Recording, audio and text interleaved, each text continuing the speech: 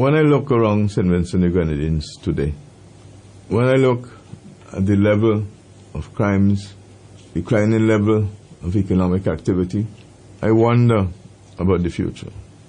I really wonder about the future. When I see even relief supplies being distributed unevenly, I wonder about the future. When I see the debt to businesses owed by the government being unpaid, I don't like it.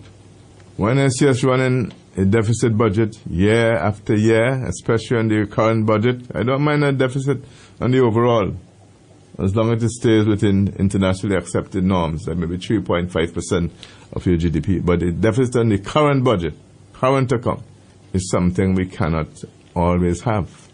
There comes a time when we have to put an end to that. Otherwise, we'll find ourselves in a position as what Barbados is today.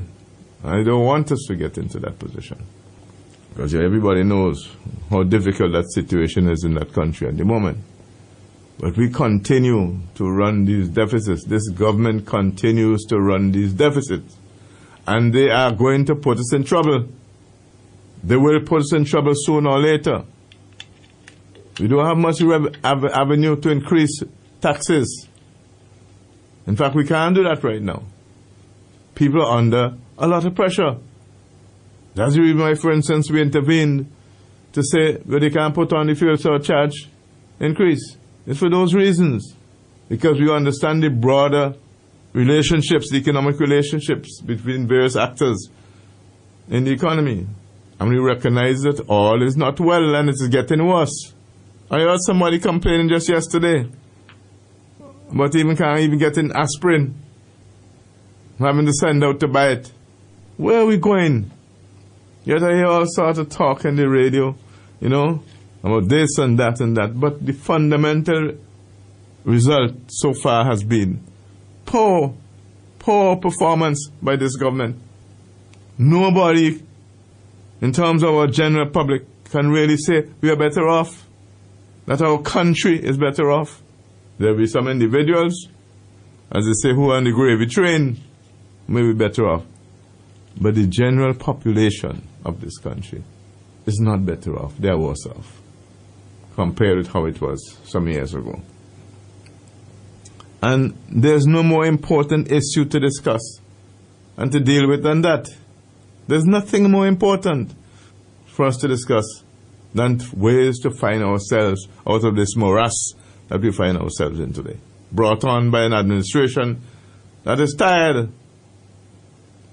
No new ideas, but very good at victimization and placing fear in people's hearts. That has to stop. The people of St. Vincent and the Grenadines have to wake up, recognize. You're feeling it in your pockets already. Recognize what is happening to you and what is happening to our country. And you have to make a change. I am saying to you that the team put forward by the New Democratic Party is your best chance for recovery in this country. Those who are there now can't do it. Bereft of ideas. They can't do it. And it's time this party, which has the requisite skills, and more needed too, but the requisite skills to turn this economy around and therefore provide you with a better standard of living. There's no doubt in my mind, that we are capable of doing that. When you look at the range of skills in the leadership of the party, all the meaningful skills that are required and knowledge to deal with economic and social affairs are there. All the skills are there. And we are pledged to work in that regard and to respect the people of this our country. We want to drag along anybody. We are saying to you that we have the answers to none of the problems that this country faces. And what you have is a tired bunch of men who are not in a position, not capable of turning this economy around and therefore providing a better living for our people. There's no question about that in my mind. You know, there are people who come every day and they talk and they make all kind of aspersions against individuals and so on. I'm not into that. You know, people just talk sometimes. Another time they talk because they have an axe they want to grind. But that's personal to them. We're talking about the country, all the people of the country. And we have to address that matter. And the only way to address that matter right now is to put the New Democratic Party to run the affairs of St. Vincent and the Grenadines. I can't repeat it enough. When I look back at our skills base, unless something really wrong with us, we can turn this economy around. We can. And if we don't do it, who will?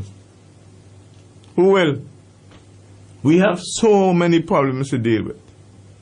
High unemployment, low incomes, sometimes no incomes. We have crime, corruption. All of these we have to deal with. We all heard about integrity legislation was to come within 100 days of the ULP coming into office. We heard that. The same person who said that said the hospital was a morgue when he came into office. I don't know what it is now.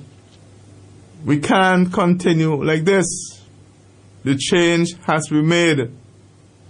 And we have to deal with the question of corruption as one of the major issues in this country, because it retards economic growth. Because very often, because of that, prices are higher to carry out contracts and so forth.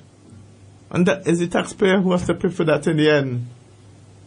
Either through helping to pay the public debt by the taxes, or if it's from local revenue, is your tax anyway. Everything comes back to the consumer in the end, you know. All the costs still comes out of the consumer. Because if it's a loan, it's the taxes that pay the loan. If it's government revenue, it's the taxes that provide the revenue. So where we go, the consumer pays. I pointed out last week with respect to the situation in Vinlek that the business houses, well, they'll have so much $1 million to pay in additional fuel surcharge if you had put on the 7 cents.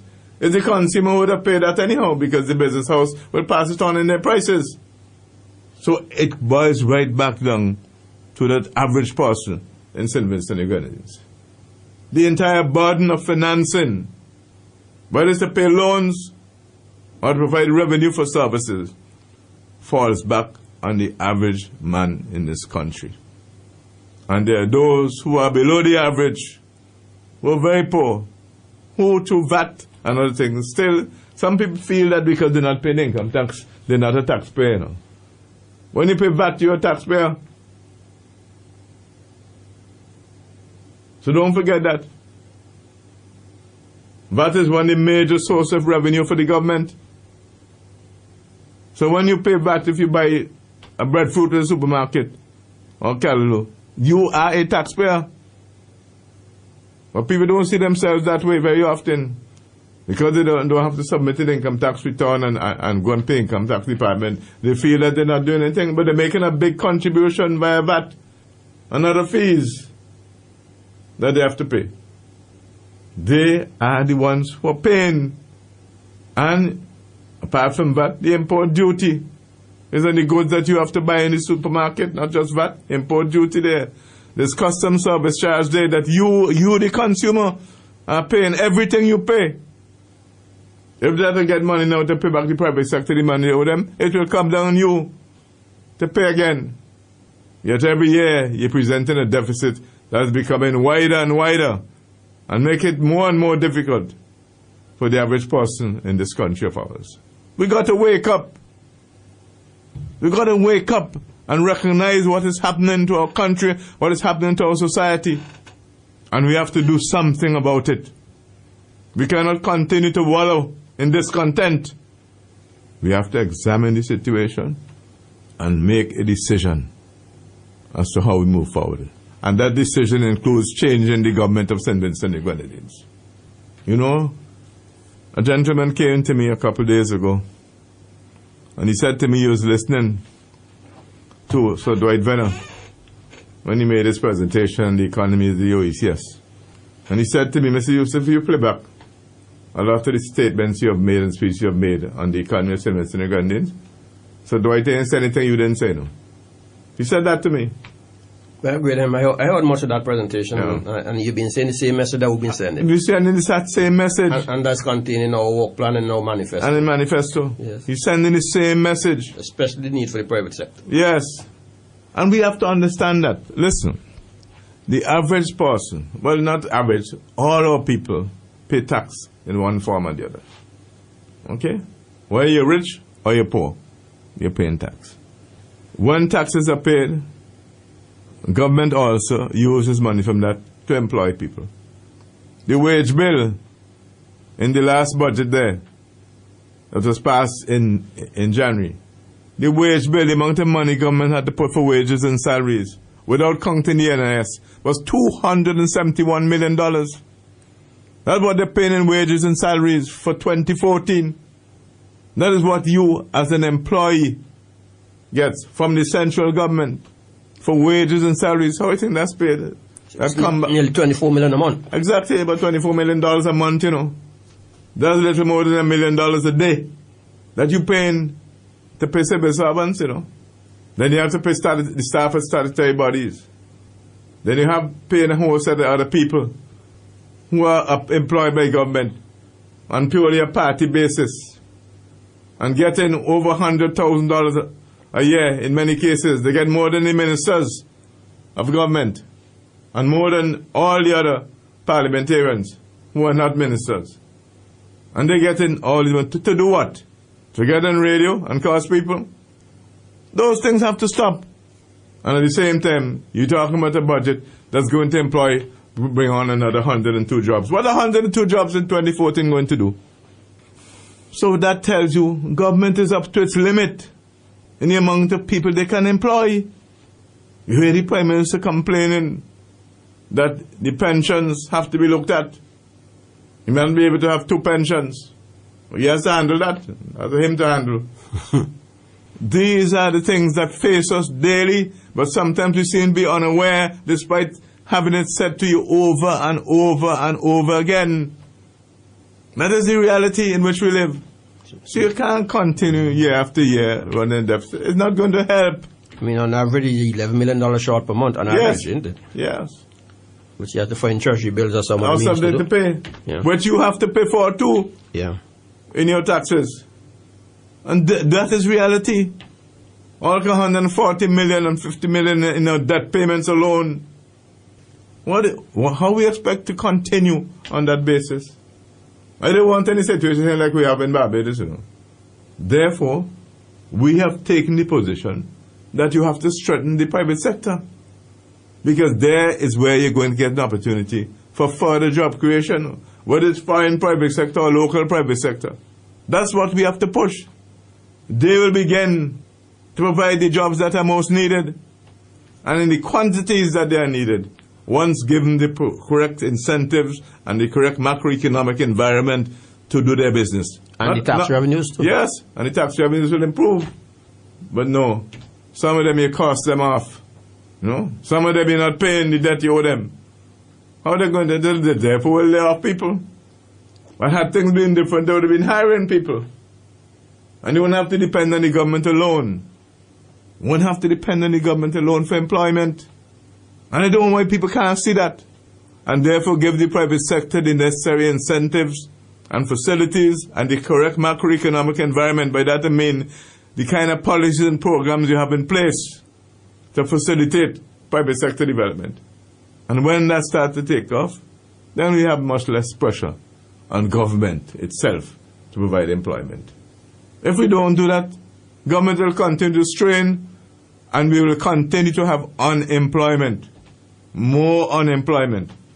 I don't know what is so difficult to understand for the government to understand that basic and fundamental aspect of developing our country. I don't know why it is so difficult to understand that. It shouldn't be for people who say they're running the affairs of the country for 13 years. Well, we're not thinking? Are we not thinking as a people, as a nation? Or we get carried away by rhetoric and old talk. Old talk don't get in the way, no. That's when you're liming. We talk about running a country and looking after the affairs of your people and ensuring that they have an improved and continuing improving standard of living. That's what it is about. What are we in Parliament for? We're in Parliament to look after the welfare of the people of this country. That's what we're there for. To serve people in a way that lifts them up. That's why we're there. If we don't have that mindset ourselves, we shouldn't be there.